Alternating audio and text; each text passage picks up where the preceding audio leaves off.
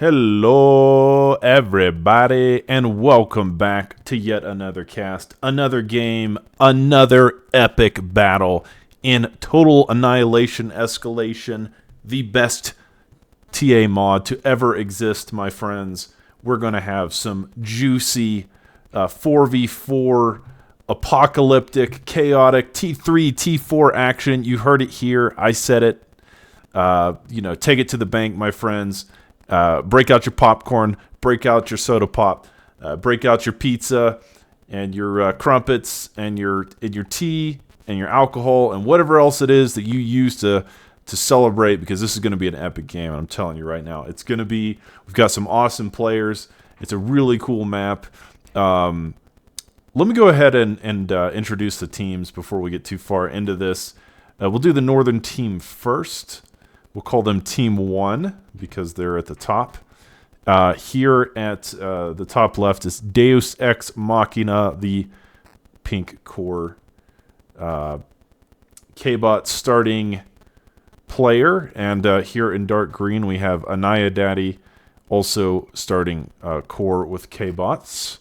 Here in red we have Stagnation, also going core and with K-Bots. And finally, we have, last but certainly not least, Mr. Lemminkainen, one of the fan favorites, one of the all-time greats of the TA Escalation community. So many of my fans love this guy. He's always doing something really interesting, really unorthodox. You never really know what to expect, but you know it will always be good. Now, Lemminkainen, I think, because this is technically maybe a 5v5 map, he actually got 2 spots. Maybe all the players get 2 spots. But either way, Lemminkainen, he went into vehicles very quickly. I think sooner than anyone else on his team. So that's an interesting strategy. Lemminkainen already starting out with a bang, getting as much production as he can onto the field. And that's a sign of a good player. He's going to use all of his resources, make sure that he's got plenty of units pumping out. So that will be our Team 1. Of course, Lemminkainen, certainly someone to watch in this game. And interestingly, the whole top team is core. So I think we might be in a core meta. I've seen a lot of people playing core lately. It feels like ARM, maybe not as loved this patch, maybe not as strong. I haven't seen as many people look. In this game, we've seen 6 cores already.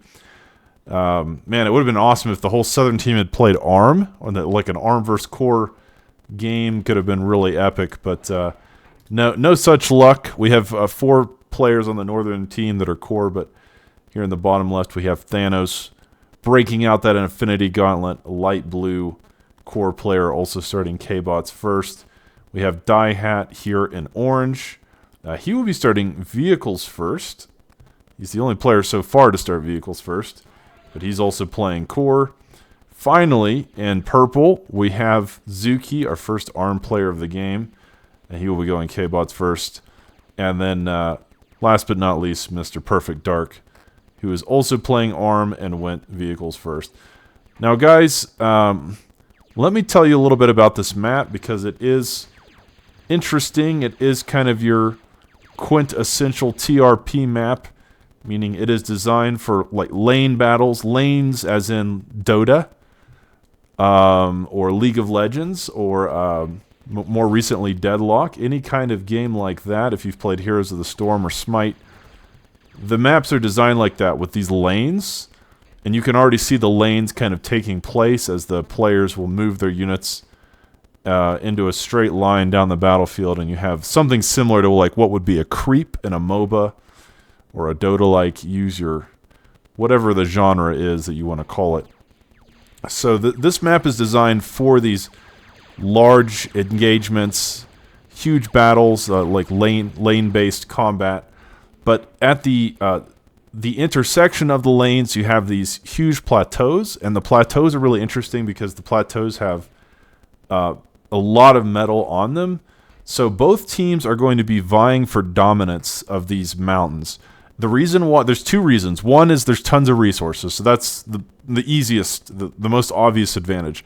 But there's another advantage to holding these mountains in that if you can gain control of these plateaus, not only do you get the middle of the map and you choke off 2 huge entrances into the opponent's base, but you can also rain down hell from these mountains. You can build long-range plasma cannons and guardians and all sorts of bulwarks and missile towers and things of that nature. So nice combat here happening on the west side between Thanos and Deus Ex Machina at the moment. It's going to be close, but Thanos does get this light laser tower up just in time. A very, very close call with those MAKs standing toe-to-toe with the regular AKs and barely holding on. It looks like this one MAK may pull it out. Holy cow, it could not have been any closer. Look how close that engagement was. This one MAK with 5 kills. But, it's not over as Pink sending in even more reinforcements and, of course, Orange bringing the levelers into the mix. But, yeah, nice engagement there in the west. But I have to say, Pink doing a good job from preventing Thanos from getting any kind of foothold here. Like I said, or like I was just saying, you want to get a foothold on these mountains as soon as possible. The sooner that your team can get a foothold on the mountain, the better off your team's going to be. Economically, you'll start getting ahead, but also claiming control of these mountains creates impassable barriers. It's a great place to stage assaults from. It's a great place to put long-range plasma cannons, Berthas, tactical nukes, you name it. There's all kinds of advantages to holding these plateaus. But hold that thought, because it looks like Thanos, not content to just build MAKs, he's also built the first bombers of the game. It looks like he's attempting some line bombing here. It's not the best I've ever seen, but it is perhaps passable. He's taken out a few mexes on the way. However, on the east side of the map, we have Lemminkainen ready to assert his dominance on this game.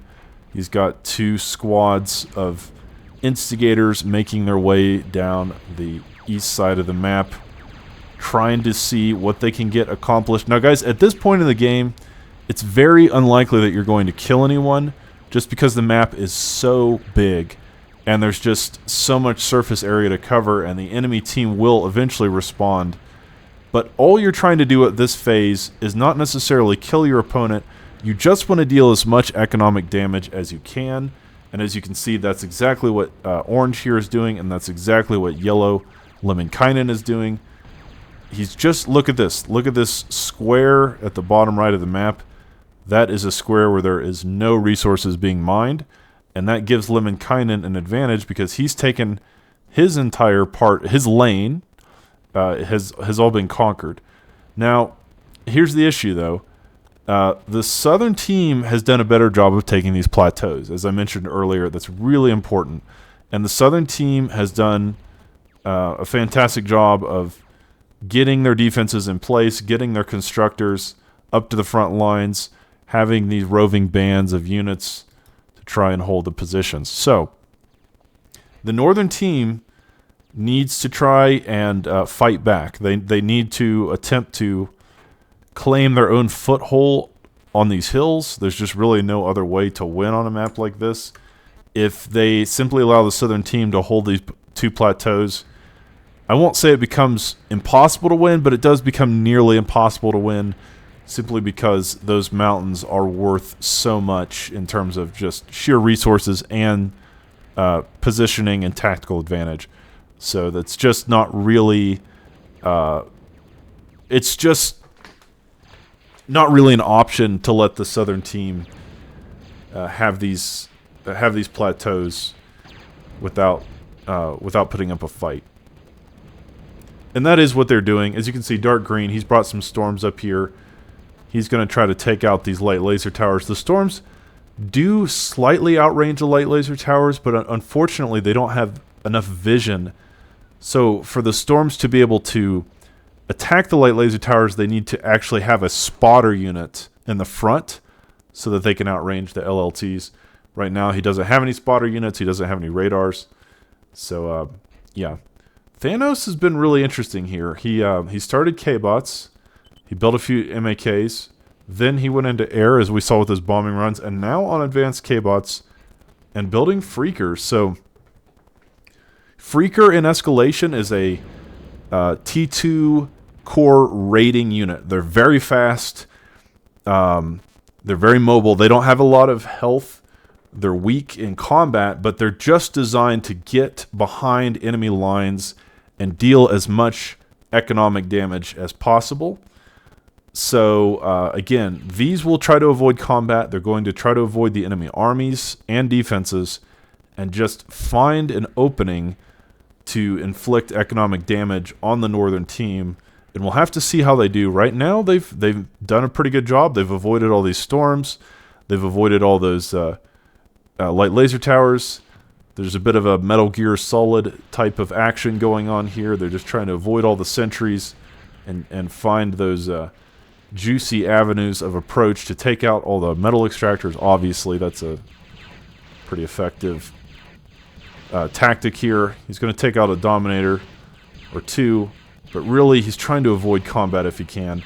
If he can take out this Advanced Construction K-Bot, that's obviously a blow. If he can take out the Geo, that would be pretty nice. No, it looks like he's going to ignore the Geo. Going for the cons, I think maybe the cons... Well, I mean, it's annoying. Yeah, well, I would say so far this has been really effective. He's killed several cons. He takes out the Geo. What a nice harassment raid there with these Freakers. So, guys, that's exactly what Freakers are designed for. If you want to know what that unit does, that's what it does. It has almost no combat value at all. He mostly just kills constructors. But that's going to put Dark Green way behind. He's going to have to rebuild all that metal, all those constructors. Guys, if you've watched previous casts of mine, I've said before, in Total Annihilation, you have the two resources that are on your screen. Of course, metal and energy. But there's a third hidden resource called build power. And build power basically is... It's what allows you to construct an army, to construct your base, and to basically to do anything in the game, you have to have build power. So it may not seem like much that he killed all these constructors because the lab is still there, but unfortunately Dark Green is going to have to rebuild all those constructors, and he can't because his K-Bot lab, his original K-Bot lab, is gone. So now he is just going to fall way behind. He's not even able to use his metal now. As you can see, his metal is slowly climbing because he doesn't have the build power anymore to even use it. That's what basically it may not look like much, but Dark Green has just been put into a horrible situation by Thanos' amazing push. So yeah, great job by Light Blue. But hold that thought because Lemminkainen, no slouch, bringing some pyros of his own. Now, the pyro, to me, is kind of like the next phase of the Freaker. Pyros are really great for raiding and getting into the enemy backline and killing all kinds of eco and production. But the pyro is actually a lot stronger. They have quite a bit more health and deal more damage. They're decent in combat as well, at least at the early T2 phase. So, pyros are obviously much more expensive than Freakers. They're slower, but yeah, the pyros are absolutely scary at a certain phase of the game, and when reaching sufficient numbers, we've seen them win games pretty much single-handedly. This unit is a nightmare in the right hands. So yeah, we're gonna have to see what Lemminkainen can do with these. So far, he's been fairly effective. He's killed a few mexes already. And dealing more damage, man, it seems like these three pyros are getting so much done. They're super low. 6 kills on that one, 5 on that one, and 7 on that one. So over 15 kills between them. I think they will finally be taken out. But man, they have dealt so much damage here. And they took out all the defenses and metal there. They took out most everything on this eastern plateau. But now, stagnation with the double barrel pyros as well, pushing down the middle. So the northern team keeping the pressure on and doing a good job. But unfortunately, the southern team has the plateaus. And so even though the northern team has done a great job of putting pressure down the sides and in the middle. I do think that holding these plateaus is extremely valuable at all phases of the game. So right now, the southern team has a tenuous hold on this eastern plateau. They're about to finish a Guardian, but Lemminkainen has something to say about that. He's brought some Freakers in to break all that up. But the double barrel pyros still streaming down at the hands of Stagnation. I don't really like that he's sending them in one at a time. I hope rather he kind of gather his forces and get them into a bigger raiding party. If he sends them in one at a time, I think they're just going to keep dying like this. Purple has a nice army there. T1 and T2 units, so that will, I think, push back that pyro. But unfortunately, this western plateau is now becoming increasingly secure. It will become harder and harder for the northern team to breach this position. Now, the eastern position has already been breached. Lemminkainen, as you can see, he's got his constructor armor ready. He's ready to take this plateau for his team and to get all of those resources. Look at all this build power. So guys, remember how I said build power is like the hidden resource of the game? Most players will never build this many constructors in one place. Like, this is like, how many is it? Like a dozen constructors, T1 and T2. And he's just bringing all those at once because he needs to, like, flash construct a base. Like, he needs to construct a base almost instantly, and he's just going to throw it up. Like, most players might bring one or two constructors, and they would eventually get the job done. But Lemminkainen realizing he needs to construct this quickly. He's got to get some defenses up. He's got to secure this location before the Western team can knock him out of there. This is like building a beachhead. He realizes that there's not much time. He needs to throw this Viper up so quickly to secure this location. Purple already looming on the outskirts there, and he could easily move up here. So Lemminkainen, he's got the right idea. With all these constructors, he can get this Viper up very quickly, and he's going to need it. Does Purple even know? I don't think Purple realizes how many juicy targets are over here. So nice job by Lemminkainen. He's already finished that Viper in seconds. And of course, guys, the Viper is like the upgrade to the Sentinel. It fires so quickly. The upgrade to the GAT or the Sentinel, the heavy laser tower. So it's like a super heavy laser tower, and it mows through T1 units, chews them up, and it's just kind of disgusting to watch. And it's cool because when it's not firing, it goes into its shell, and that gives it a lot of health. So Lemminkainen has established a beachhead here. He's building everything he needs to begin spreading out like a virus onto this hill, and he will eventually take it over if left alone for long enough. Stagnation still with the pyro harassment, but I think Stagnation is really only being annoying. So guys, right now the game is still pretty even, but I do have to say I think the northern team has a small advantage. They're now claiming control of this eastern plateau, but you can see they've taken their side of the map much more completely. You know, there's a huge hole in the middle where the southern team has just been harassed to death, and they haven't taken any of this metal. The northern team, on the other hand, they have most of their side of the map, and they've taken most of the metal spots. Now, the western team, though, they are holding this plateau, so that's going to give them a ton of income. Orange in particular, look at all these Moho extractors he's built up here. Orange's economy is about to explode. The only person beating him right now economically is Lemminkainen, which that's expected. Lemminkainen is just a macro god, and you can sort of expect him to always be top of the leaderboards. But look at what Lemminkainen is doing here, guys. This is nice air battle here. Nice air battle, but Lemminkainen, he's ready. Not only does he have his own fighters, but he's got some air defenses as well. But man, look at what Lemminkainen is doing here. This is amazing. Not only does he have the 3 Vipers here, and the Immolator, and the Lacerator, but behind that, he's upgrading all of his GATs to T2, so that even if this position somehow falls, and I don't think it will, I mean, this is a very defensible position right now, he can simply fall back to his second line of defense. I mean, Lemminkainen is the man with a plan. He's got plans upon plans upon plans. You know, he's thinking 10 steps ahead. You just don't see this very much. Like, I would never do this.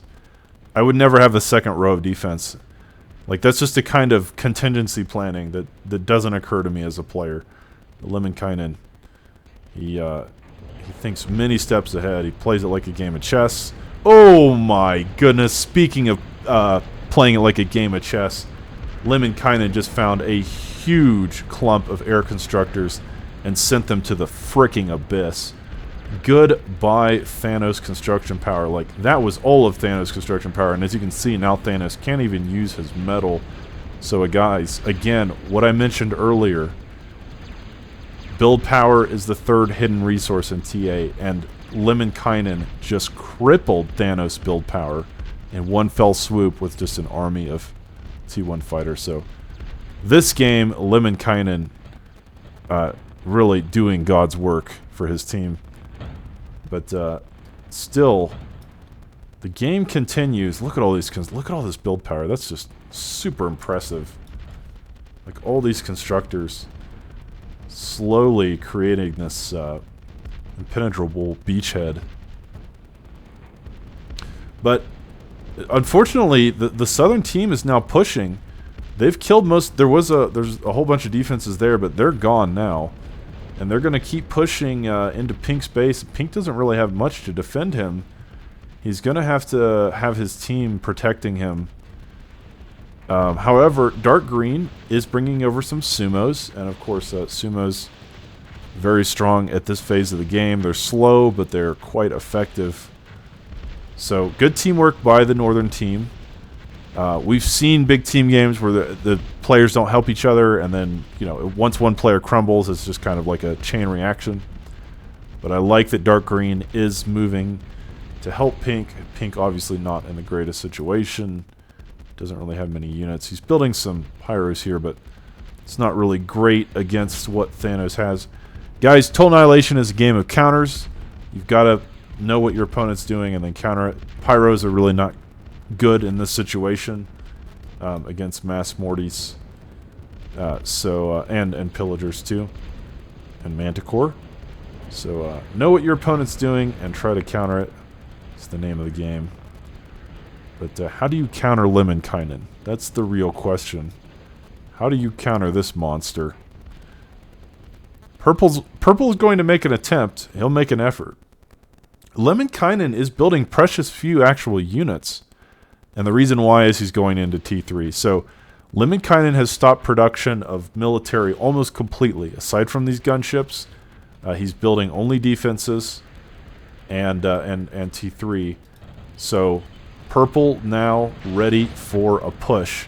He realizes that Lemminkainen is up here.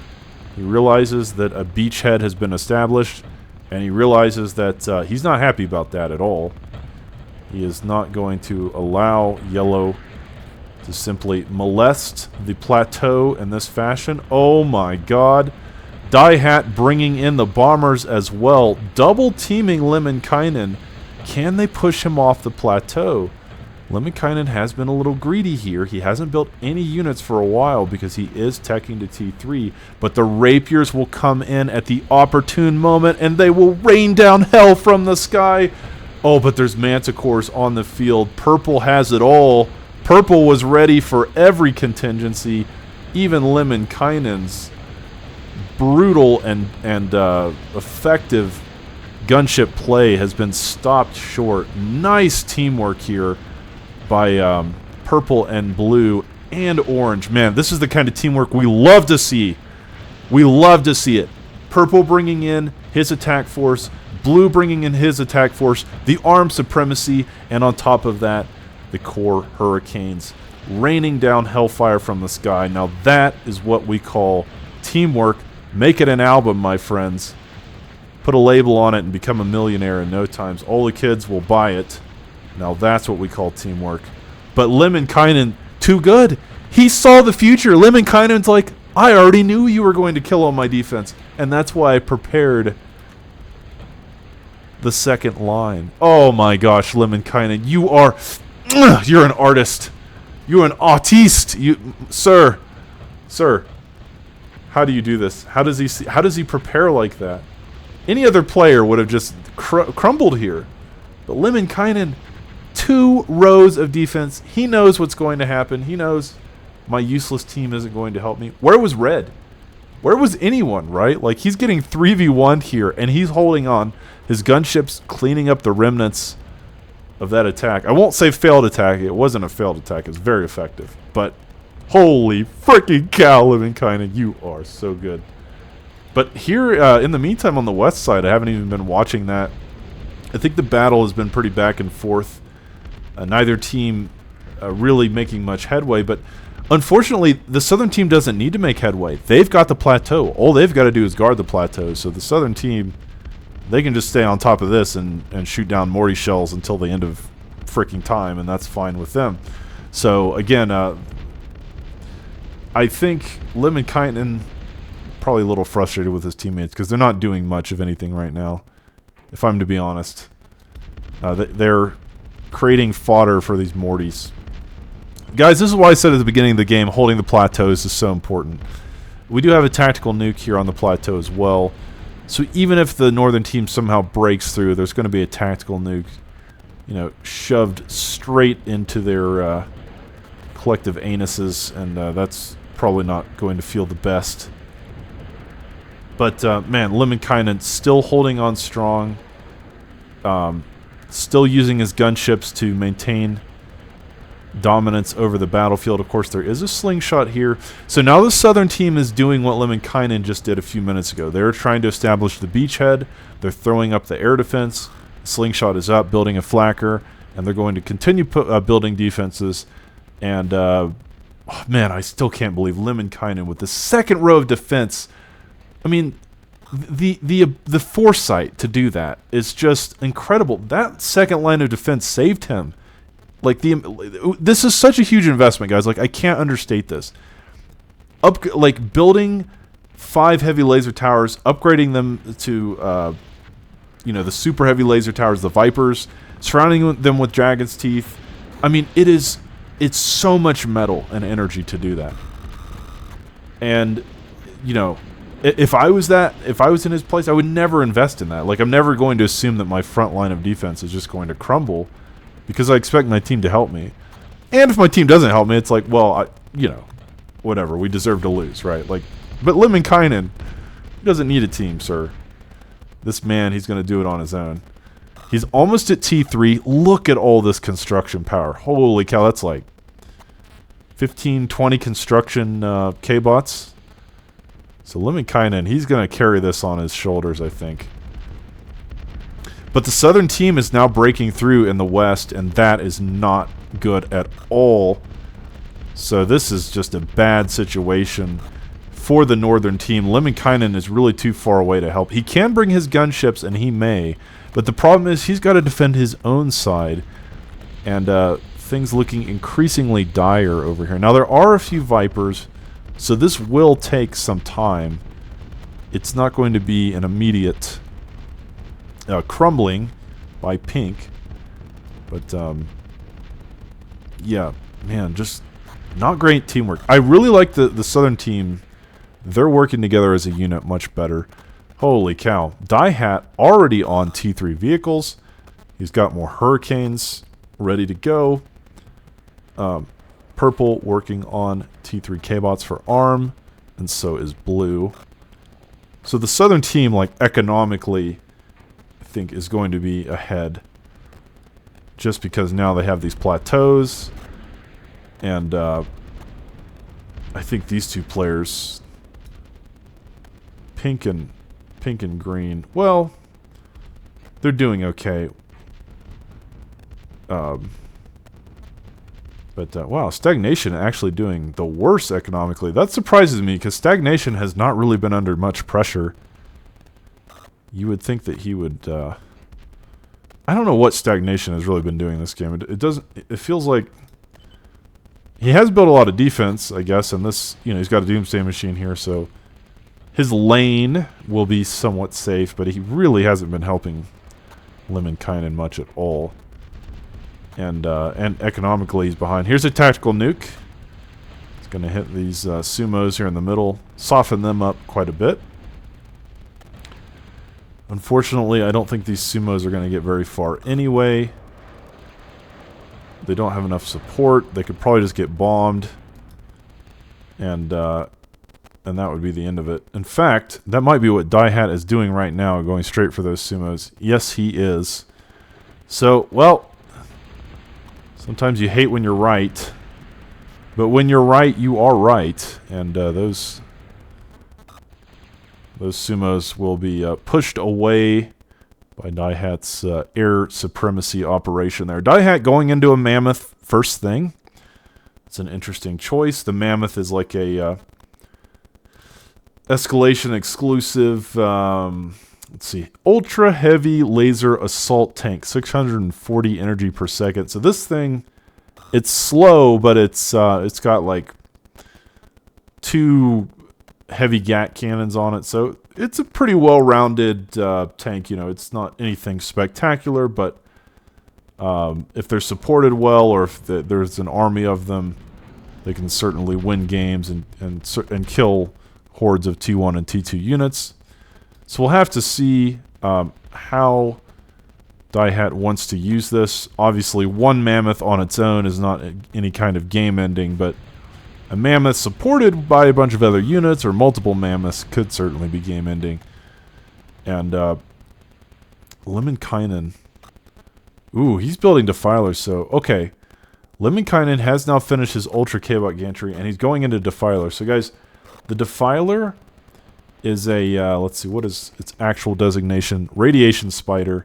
That doesn't really tell the story, but the Defiler is kind of like a walking bomb, but it's not actually a bomb. Like it walks around and then sort of deals AoE radiation damage to everything around it.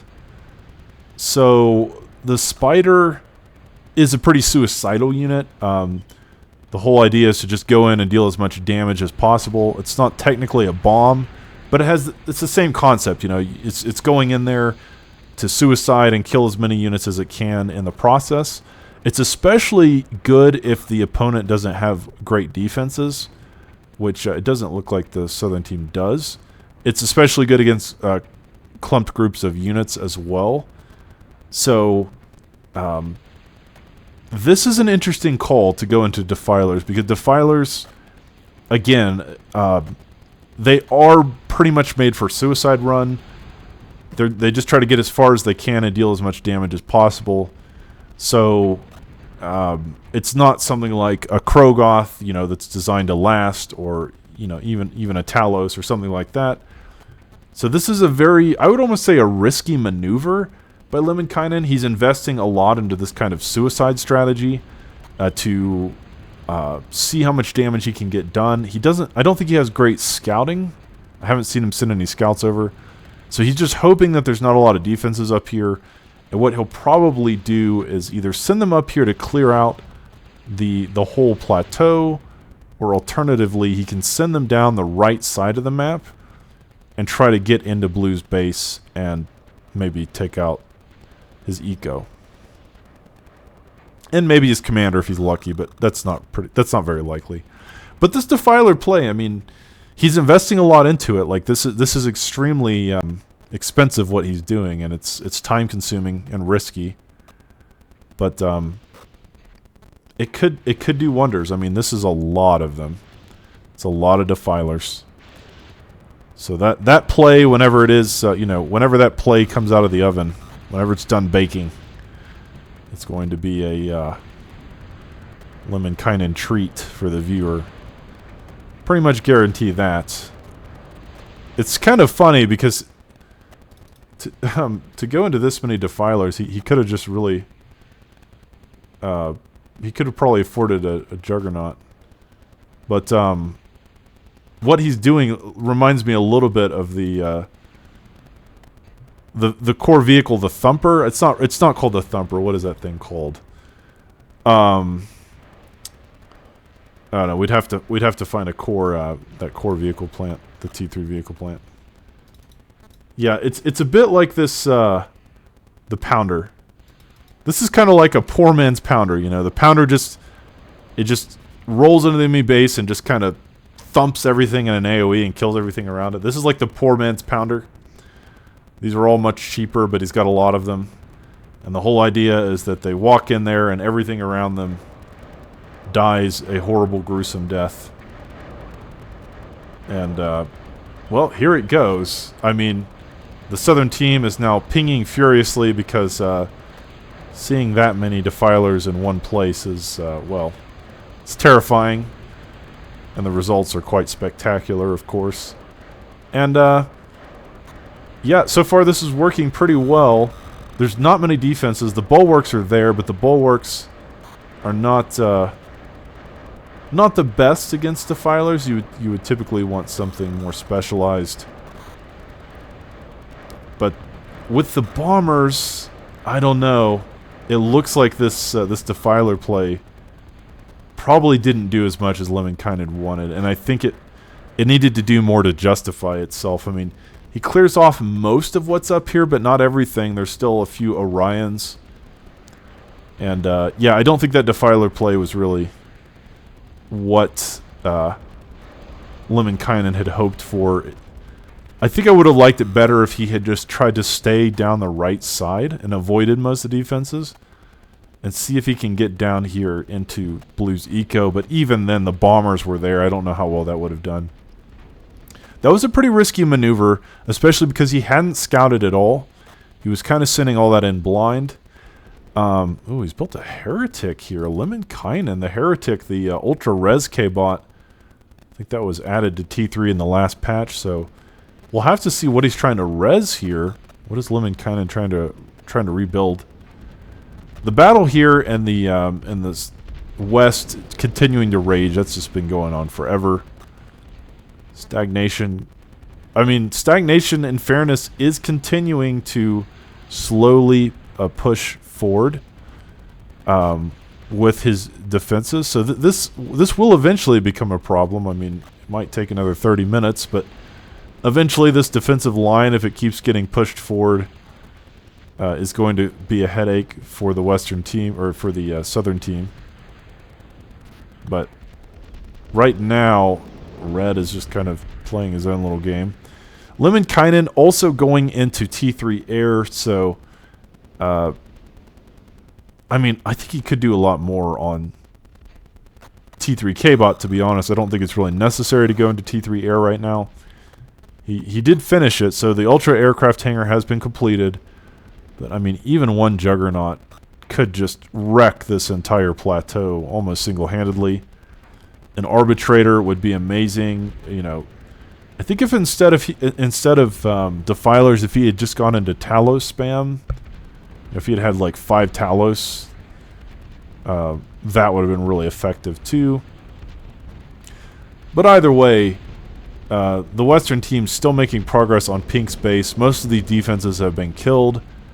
These Moryas being nothing less than a menace. Dark Green is bringing his sumos into the fray. He wants to help his teammate. And, oh, yeah, Lemminkainen going into Harpies. Lemminkainen seems to love that unit, so it's not uncommon to see him build this Core T3 Flame gunship. That is an Escalation exclusive unit. And the problem with these Harpies is that, like, once you reach a sufficient number of them, it just becomes kind of like a game-ending situation. They have so much health and do so much damage. They're great for sniping commanders or taking out backline eco like fusion farms. So we'll have to see what these Harpies do. I don't think the Southern team has the best air defense in the world. So he could easily take out most of Blue's base with a well-timed Harpy raid. We'll have to keep an eye on that. But earlier in the early in the game, I mentioned Daihat building these mammoths, and now he has 2 of them. 2 mammoths, and he's still got the bombers in tow. He's working on a 3rd mammoth. I don't think these mammoths are as well supported as I had hoped. He's building copperheads now, but the copperheads need to be there already. For the mammoths to truly be effective, they need to be supported. A third mammoth is on the way. But yeah, like, ideally you would have these mammoths in the front, and then behind you would have copperheads for air defense, and then perhaps you would also have rows of pillagers, you know, some long-range artillery, things of that nature. Again, the mammoths do want to be supported. They're not really great without an army. And dark green has an impressive defense here. 3 toasters and plenty of sumos. So I don't know how far this mammoth push is really going to get. I think he would actually be better off sending it west. Oh, here's the tactical missile. We'll take out some defenses there. But I think if orange had just brought his mammoths here, where light blue has been pushing the whole game, that would have been more effective. But again, this is why you need the air defense. This is why air defense is so crucial. Lemminkainen bringing his gunships into the fray. Finally, what can he get done with this? Like I said, there's just not enough air defense there. He flies past the front line. There are some lacerators here. What is Lemminkainen going for? Is he going for a snipe, or is he going for the fusion farm? Looks like he's going for the fusions. Oh my goodness, taking out an entire row of energy. All of those fusions sent to the abyss. The last harpy will die, but not before Orange's eco has been absolutely massacred. Now, Diehat was working on an antimatter reactor and was almost finished before that, so Orange is still in the game. Like, that was not game ending. But he's asking his opponents for energy so he can finish this reactor. He needs to get this up so he can afford to do anything, really.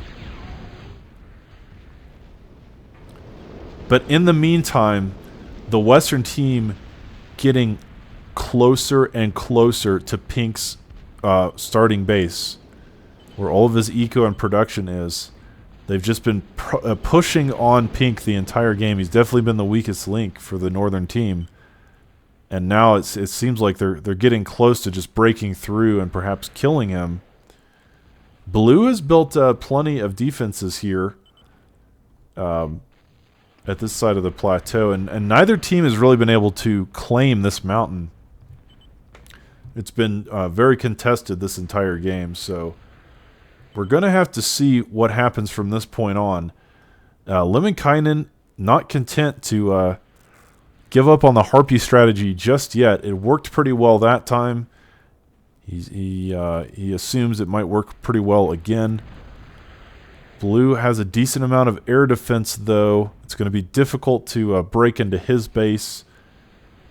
And, yeah, I think the Southern team after that push, they're going to be ready for more aerial assaults for sure, so Lemminkainen has his work cut out for him if he wants to use those gunships effectively. But again, I would really like to see Orange take his mammoths, move them over here to the west side, and send them at the weakest spot, the kind of the chink in the armor of the Northern team, which is Pink's base. If they could do a kind of a mutually timed dual attack there.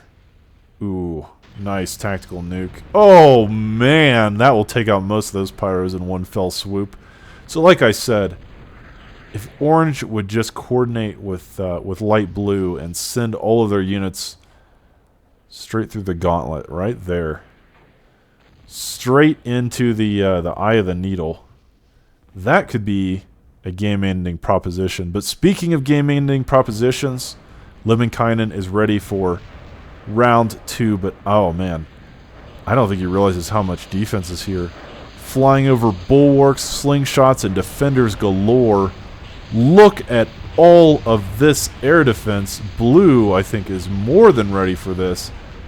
Yeah, that didn't stand a snowball's chance in hell of getting anything accomplished. Because Blue was ready, more than ready, for Lemminkainen's shenanigans. So I think Lemminkainen's going to have to rethink this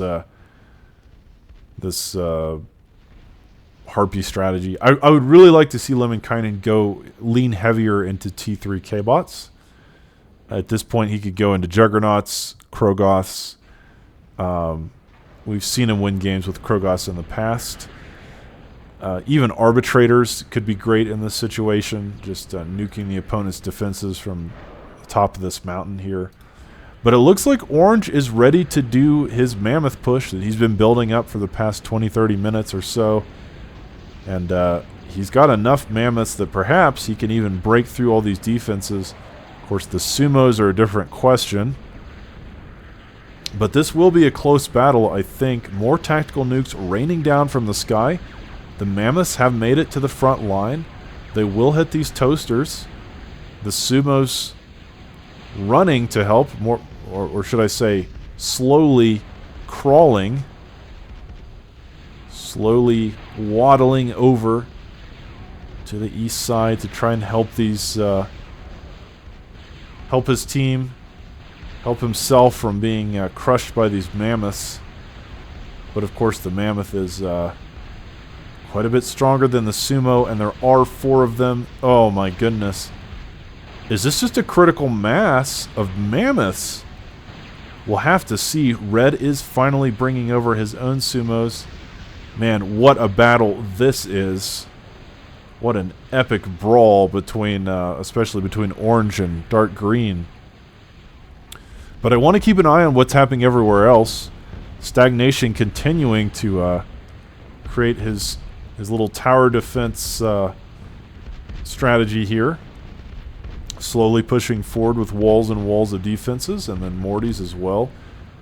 This is the this is what I might call the Mott and Bailey technique. He uses the Mortys to move forward, and then when the enemy responds, he retreats back into his defenses. It's a pretty interesting strategy. It's decent.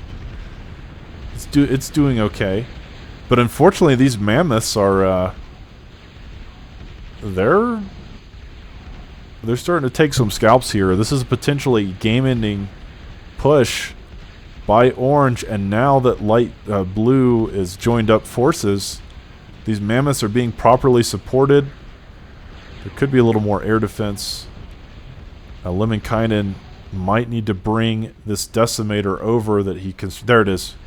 So Lemminkainen was working on a decimator, the Independence Day style flying fortress, the saucer with the beams, taking out the anti-air right away. But oh no, Die Hat was ready. Die Hat has plenty of hawks,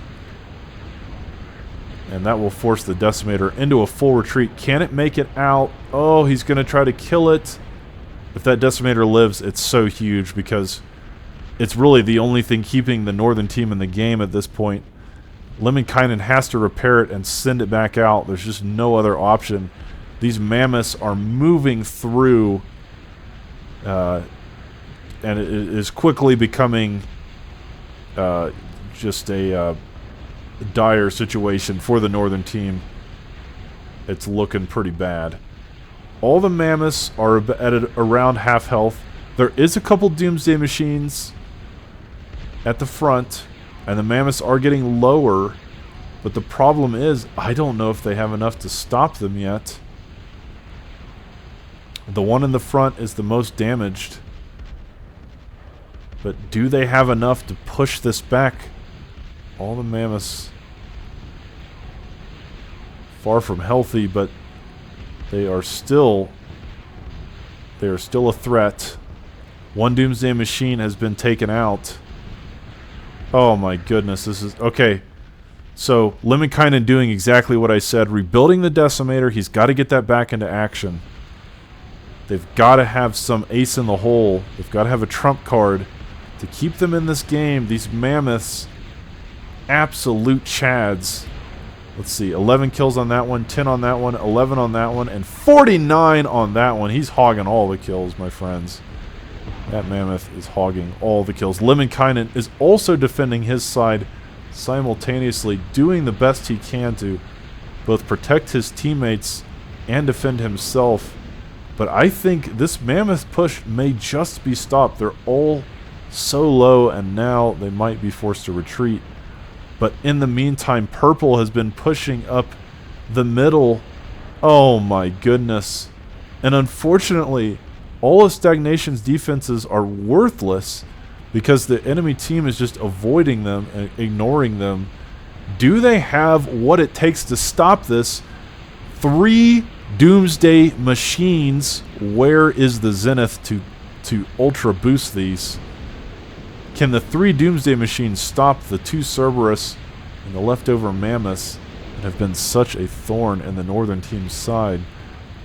I mean, Stagnation is fine, but everyone else not looking so great. Here comes the Decimator back into the fray, going for round 2. It will, I think, oh no, but the Hawks are still there. Man, the thing is, Lemminkainen needs to build a Skynet. He needs to get some anti-air support with the Decimator. He does take out a mammoth there.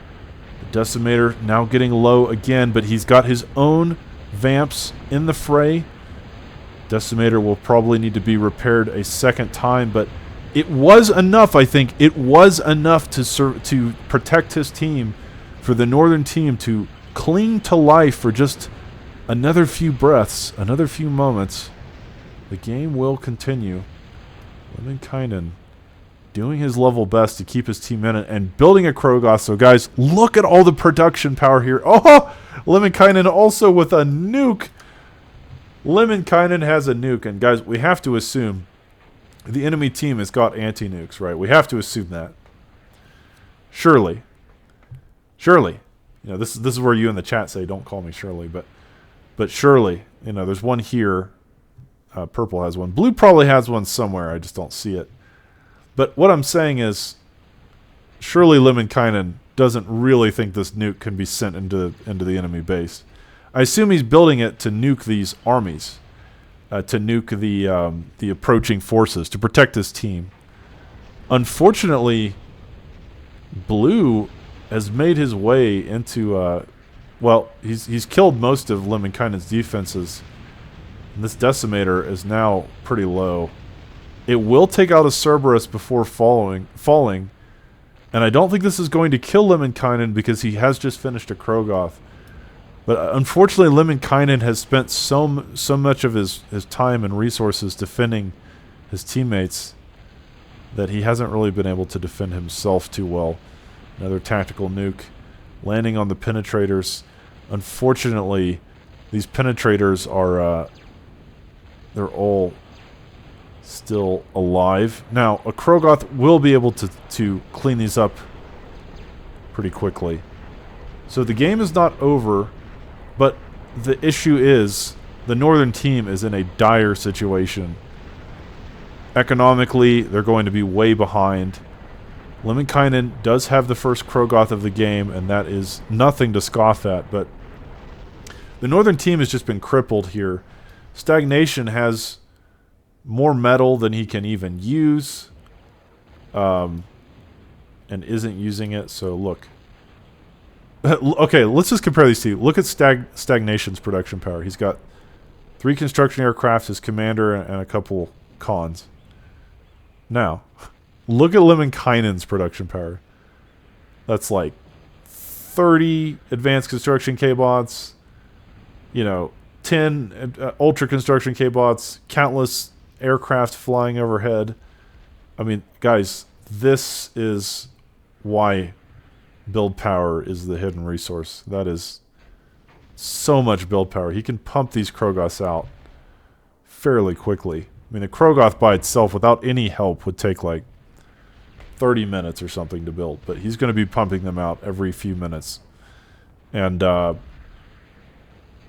can the southern team stop it? Unfortunately, the issue is, even though even though the northern team is still in the game, I feel like they're going to be slowly crushed under the weight of the southern team's economic advantage. And not only that, but now they're building buzzsaws, repairing these mammoths back to full health, a pounder, which I mentioned earlier in the cast, entering into the fray as things turn from bad to worse. A second pounder, but again, Lemminkainen has a nuke. Okay? He's got a nuke. Does blue have an anti-nuke? I don't see an anti-nuke for blue. But does Lemminkainen know that? There's an anti-nuke here, so I think this anti-nuke is going to be covering most of blue's base. So blue doesn't really need an anti-nuke. But if Lemminkainen could somehow take out this anti-nuke, he might be able to nuke blue. Oh no, dude. There's some kind of weapon of mass destruction. George Bush is cringing. George Bush is, he's almost said he's rolling in his grave, but he's not dead yet, but he's somewhere cringing. He senses the weapon of mass destruction. He knows it's on the battlefield. He knows something is amiss. Earlier in the game, we saw some Novas. I was like, what happened to those? Yeah, 2 buzzsaws being constructed at the same time. Whatever happened to... Stagnation did build this one Intimidator, but he just stopped there. Like, why stop there, Stagnation? Why stop on one Intimidator? Like, you know, if you're going to go into the Intimidator game plan, just really do it. Tons of peepers being sent forward. A second Krogoth rolling off the production line. A tactical nuke landing in Pink's army and taking out massive swaths of units, stopping them in their tracks. These 2 Krogoths, can they make the game for Lemminkainen? Now, guys, the Krogoth in Escalation is not like the Krogoth in original TA 3.1. It is like a tier 3.5 unit. I mean, it is just... These things are beastly. They are so damn hard to kill. They have 1 billion health. And they can be killed, of course. I mean, there are plenty of counters. But can the southern team stop 2? 2 Krogoths. The Pounders and the Krogoths passing each other like ships in the night. Look at the AoE of this Pounder. That is just silly. I don't know what else to say. It's silly. I don't know, man. I don't know if these Krogoths are going to be enough. The Annihilators chunking them down with each shot. Lemminkainen repositioning the Krogoths to let the injured one stand in the back. But how much can he get done with these? The southern team is collapsing on them. The northern Krogoth about to die. And it probably will die. The southern Krogoth is going to keep moving. The northern Krogoth is gone. But how much damage can the southern Krogoth get done? Battles happening here as well. Dark Green has his own Krogoth. So now it's just a question of how much can Lemminkainen do. Ooh! If he could get this anti-nuke that I mentioned earlier, it might give him the opportunity to send a strategic missile straight into the enemy's... straight into the mouth of the enemy base. He did target it there. The Krogoth will explode, taking out huge radius of units in its wake. And now the Butt Pounder 9000 pounding indeed, pounding its way through Pink's army. Does Lemminkainen realize that he's got a silencer and he just took out the anti-nuke? Does he realize that this is the golden opportunity? I mean, he definitely targeted it. It definitely felt like Lemminkainen intentionally targeted that anti-nuke. And could he now nuke either blue or purple? This whole area feels pretty vulnerable. Of course, this isn't the best area to nuke. It would mostly just take out defenses, but I think if he nuked here, I don't think there's any anti-nukes covering this. There is an anti-nuke over here, right there. But I don't think blue has one. Does Lemminkainen know? Here's the problem. Does Lemminkainen know? Like, in Lemminkainen's dreams, he cannot imagine that at the hour mark of the game, a player would not have built any anti-nukes. But this is, of course, TA Escalation. And, of course, we know, since we are such enlightened and cultured gentlemen, that nobody in these games that's worth a shit would ever build an anti-nuke. That's scrub tactics, my friends. Anti-nukes are for people who need night lights in their bedroom to keep the ghosts away and all of that. So, blue realizing Lemminkainen would never build a nuke anyway. That's not a thing. He'll be fine. Light blue attempting to push yet again, but this Krogoth mixed with all the Sumos and Mortys, I think it'll be just enough to stop this push from getting into the heart of his base. Guys, I want to try to keep an eye on this nuke because Lemminkainen certainly has some stockpiled. I can't see how many because the replayer doesn't tell you, but Lemminkainen definitely has some nukes stockpiled in there. Just a question of when and how he wants to use them. I really don't think Lemminkainen knows that blue has no anti-nukes. Like, he's not in his wildest dreams. They are building one now. Look, they are building a protector now. But anyway, the southern team is still in a much better position. What is this? What is this? A dictator? Guys, I don't think I've ever cast a game with a dictator before. At least not a serious game with a dictator. What the heck is happening here? Another tactical nuke flying out. And it will land on Pink's army there. What is this? A dictator? What? That would just be an amazing turn of events if Lemminkainen finished that in an actual game. What a show that would be. Holy cow. So guys, the dictator is like the T3 Bertha. It's like the Ultra Bertha. It's a step beyond even the Buzzsaw. And the Buzzsaw, by the way. Oh my goodness. What is it even shooting at? Oh my god. Look at the freaking carnage here. I wonder if Diehat just finished this. It did. So this Buzzsaw just finished.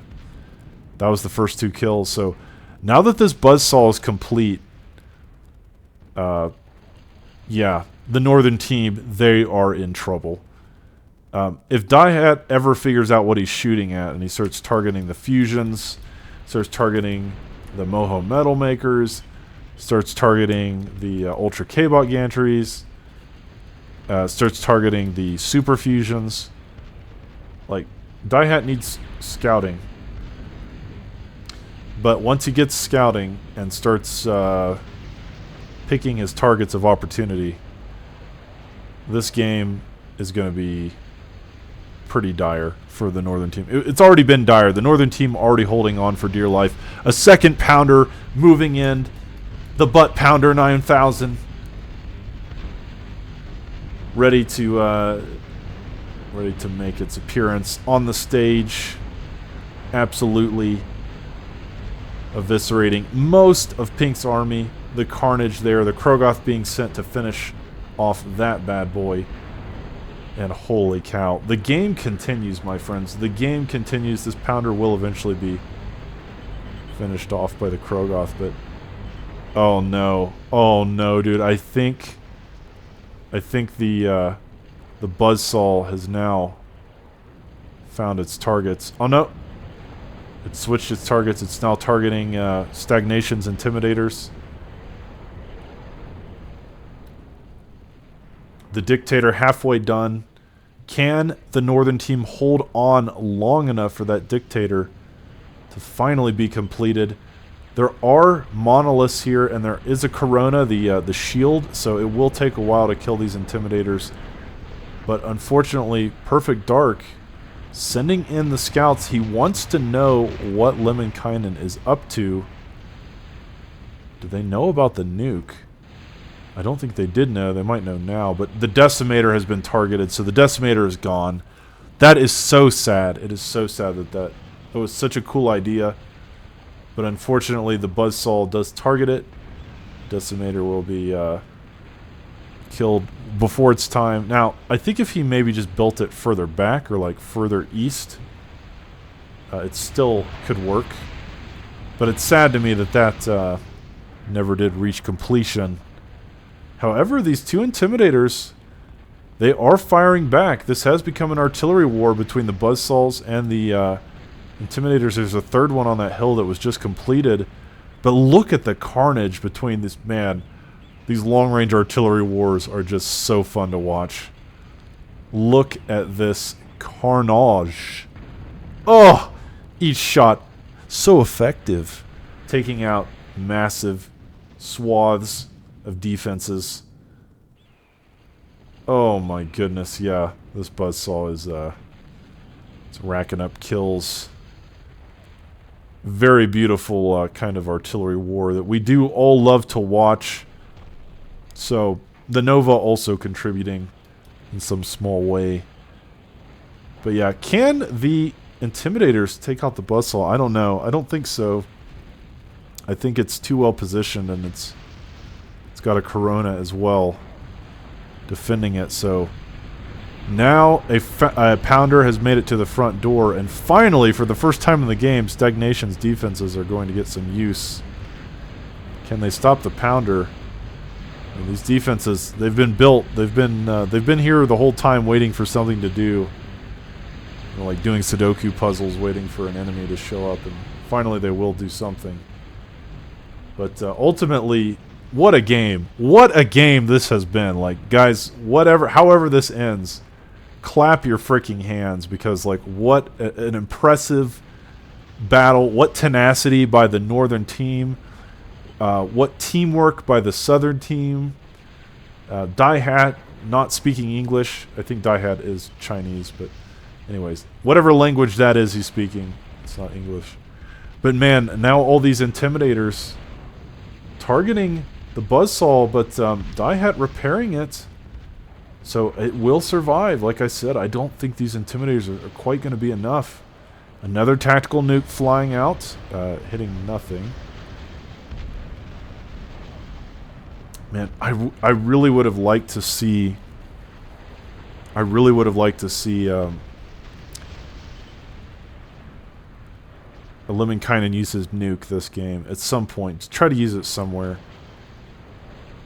The Buzzsaw being targeted, but firing back with impunity. Now taking out the Intimidators. Oh no, could this be the beginning of the end for the Northern team? As once all of these long-range plasma cannons go down, there will be nothing to stand in the way of this Buzzsaw from simply shelling their base from miles away. Now there are Krogoths all over the field. We have reached the Krogoth era of the game, as players now building them in rapid succession.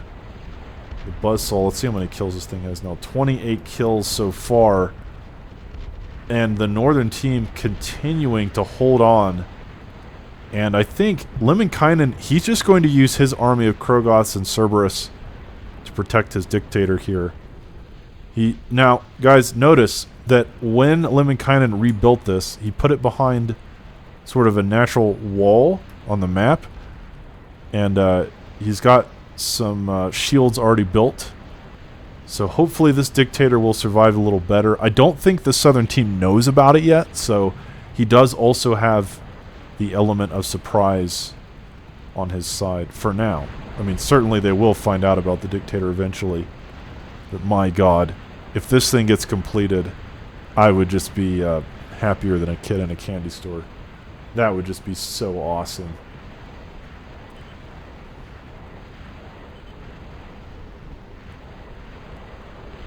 But again, it just feels like the Northern team barely hanging on. Barely trying to keep their hopes and dreams alive. as the Southern team just encroaching on them from every angle. The buzzsaw continuing to be a massive problem for them to deal with.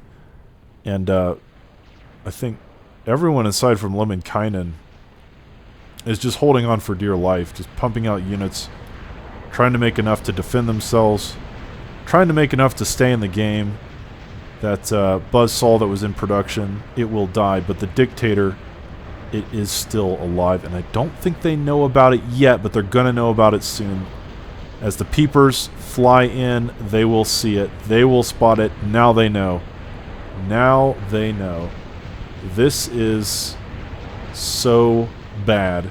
But don't give up hope. The Dictator is almost completed, and look, if this thing can get finished, and it is just seconds away, it can turn its massive schlong-sized cannon eastward and take out this annoying buzzsaw. But the Raptor, there is a single Raptor, another Raptor. There's two Raptors that have made it through. Oh my god. This game is so close. Oh no, the Dictator is being targeted! No! Oh no, once again the Southern team killing the Dictator before it can be finished, and oh, it's just so depressing every time. Every time that we almost get our satisfaction as viewers, it's just taken away from us so unceremoniously, and I'm just emotionally damaged. I'm going to be suing Wotan for the damages to my mental and emotional health. How dare you kill that Dictator twice in a row and you don't let us even see it fire a shot? It's just so depressing. And I mean, but the game's still going. It's not over.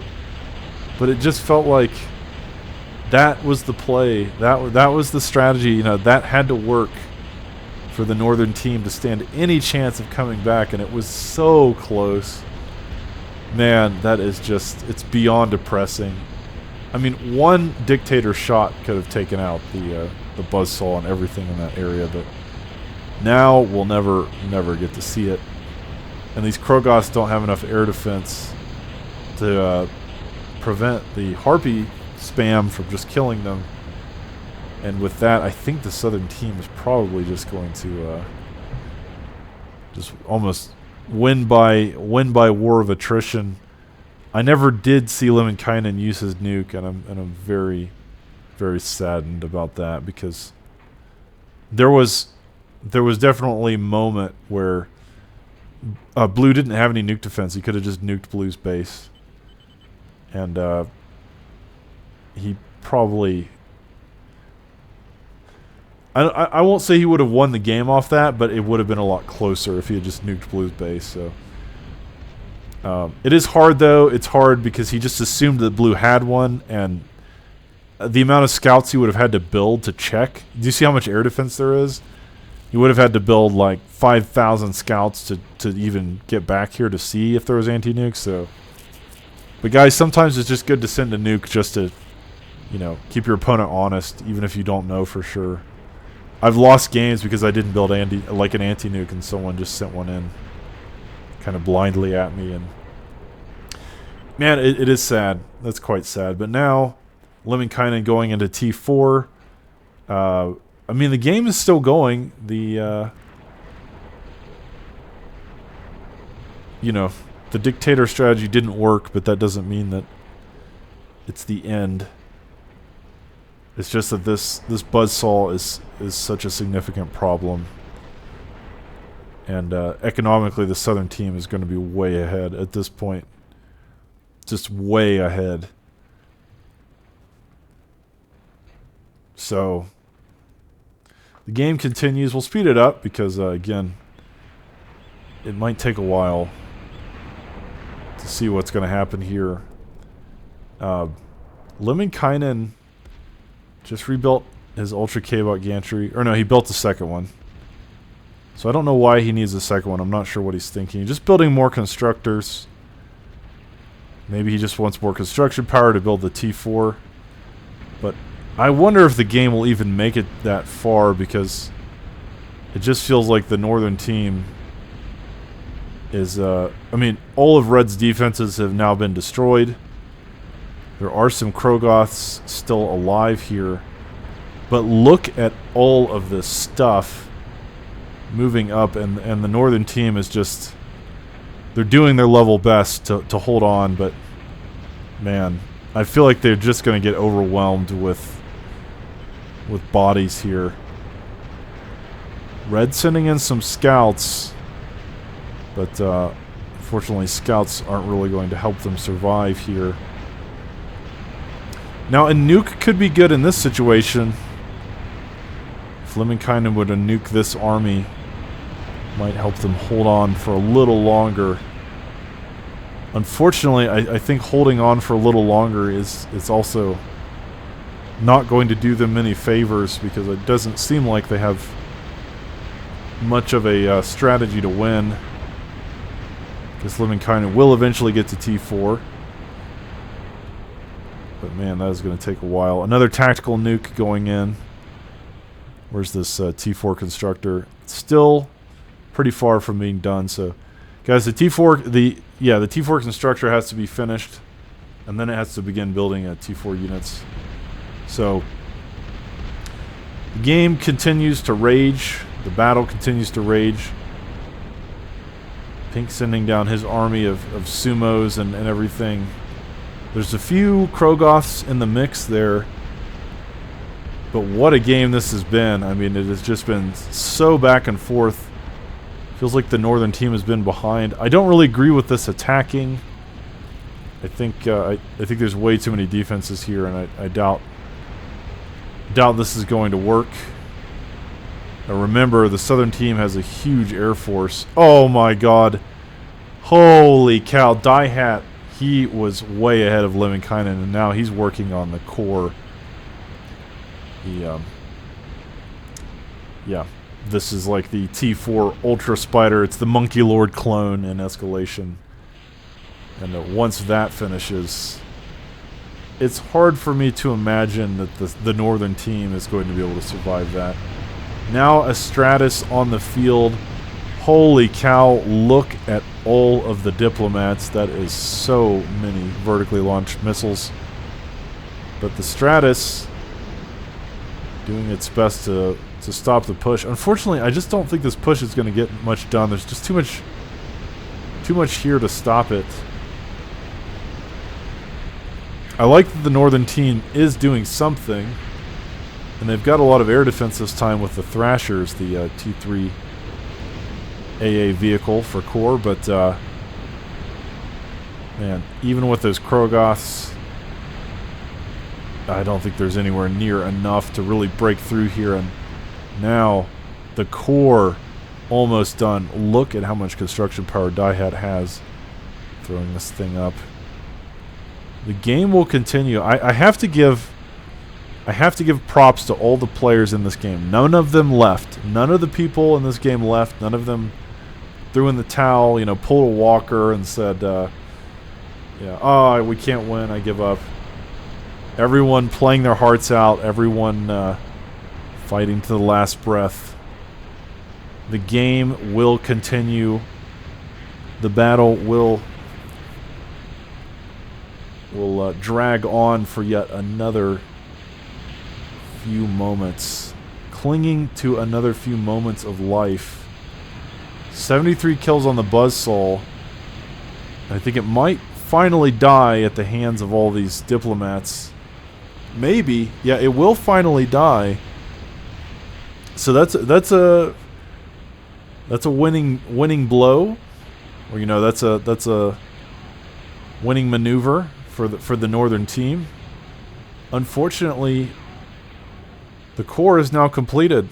So it feels like they win the battle but lose the war. As once this core reaches the front line, I think we're looking at the end of the game. We're looking at the total annihilation of the northern team's chances of victory. This thing is so big, it just gets caught on everything. Now the cool thing is in Forged Alliance, the Monkey Lord can just kind of step on things. So it doesn't get blocked by little units anymore. It can just kind of walk over basically anything in its way. There's very few terrain obstacles it's going to get stuck on. But yeah, in TA, this kind of unit was never designed to... It was the engine was never designed for this. So it'll get stuck on kind of everything. Including, you know, this little mechanic. But Lemminkainen working on a Titan. And perhaps we shouldn't give up on him yet, but I don't know. I don't even know what Orange is waiting for. This thing could just walk in and single-handedly blow the northern team away. 3 Krogoths from light blue already attempting to do that. And it feels like they have gotten to this point in pink space 1,000 times. And they just get stopped right here every time. They just get right to the door and somehow they stop them. But I'm telling you, this core, look at it. It's got a huge flamethrower cannon. It's lagging my computer. Look, look.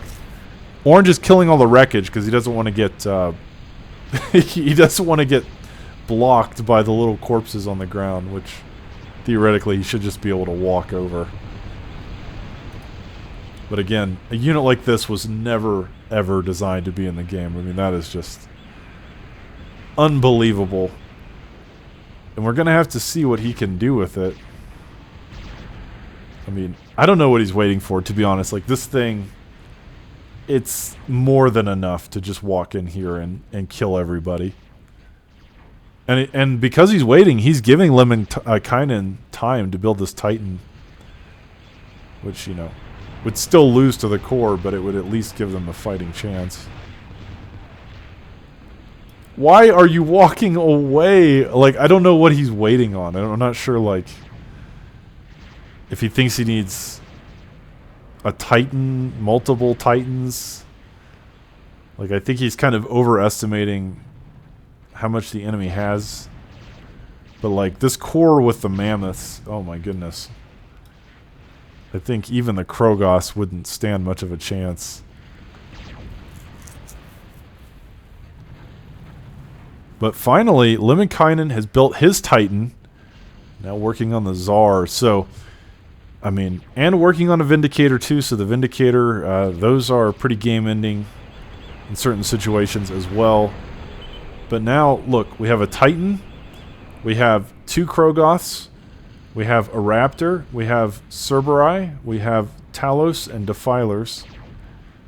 So Lemminkainen, he's got a respectable army here. I mean, it's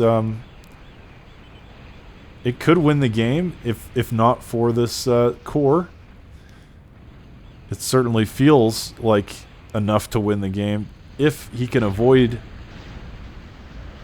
Orange. But does he know about that? Oh no, the poor Titan getting caught on every little weasel. Finally, Orange has decided with the Titan and the core and everything else. He's decided it's time. Alright, we'll finally slow it back down because we want to see this battle in glorious 4K resolution. Oh my goodness. Dark Green's Krogoths have made it there. But now they're just going to get burned down. Look at how quickly this thing kills them.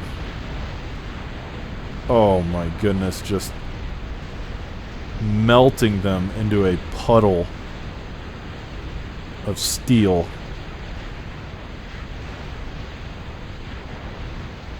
Oh man. I bet Orange feels silly now for waiting. Like, what in the world is going to stop that?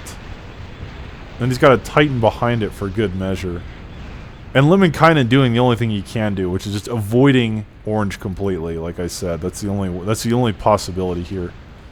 Guys, remember, even in a close game of Total Annihilation, you can still win, because all you've got to do is kill the enemy commanders. If someone could take out Orange's commander, all of his stuff would die. These units would die. So Lemminkainen still has a chance here. Oh my god, 3 Stratus. He will be forced to retreat. Holy cow. Even the Titan does not stand a chance to the amount of defenses here. And now I think, with Lemminkainen in full retreat, there is nothing to stop this robot spider monster from simply ending the game. I mean, even all these Doomsday machines stand no chance. Where did it go? Oh my god. Did that thing just get degunned and I missed it? Oh my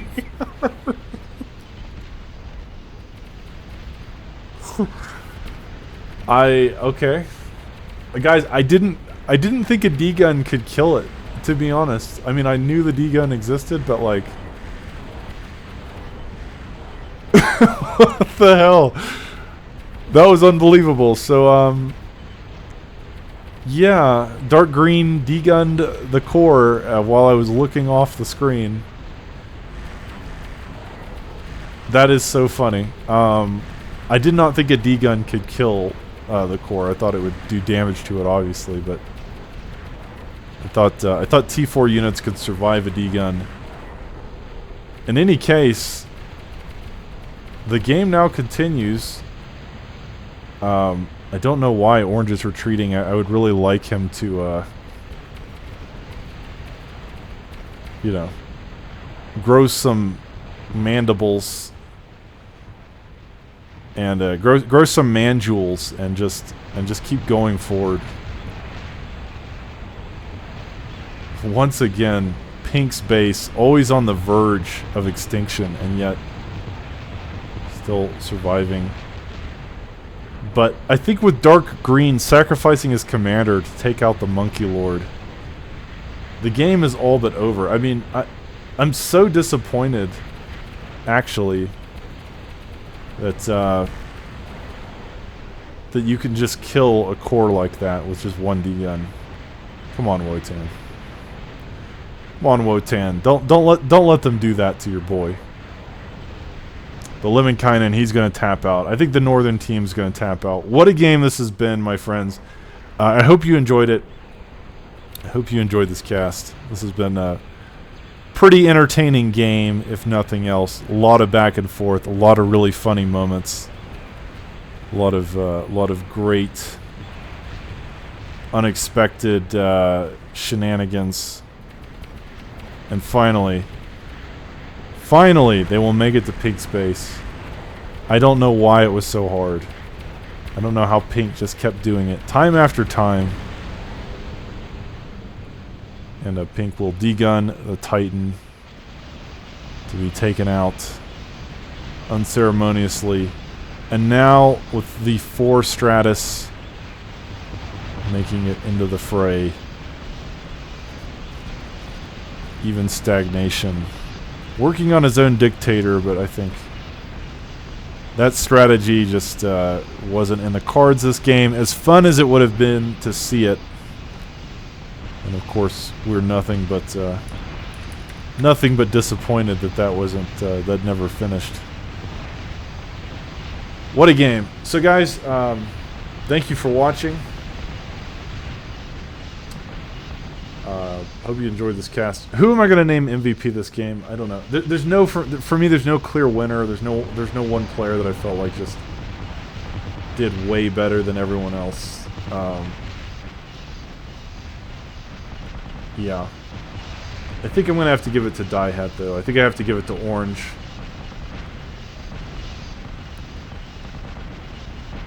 Orange was MVP. His pushes this game were pretty impressive. Making it to T4, the core and the Titan. Some of his airplay, his bombing runs, and his air defense, his use of vamps was really good. So yeah, we'll give it to Die Hat. Die Hat MVP that game. Thank you all for watching.